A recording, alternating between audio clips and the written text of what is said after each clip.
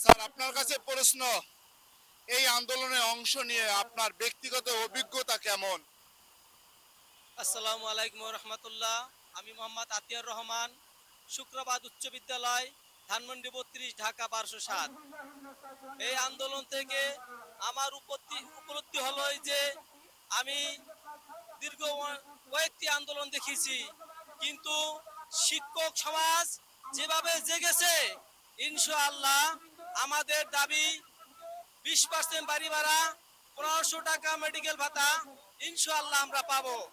যদি সরকার আমাদের দাবি মেনে না নেয়, তাহলে ভবিষ্যতের যে কোন দিক চলে যাবে তাও আমরা বলে শেষ করতে পারতেছি না। আমাদের এক দাবি একটাই যে 20% বাড়ি ভাড়া, 1500 টাকা মেডিকেল ভাতা ইনশাল্লাহ আমরা পেয়ে যাব।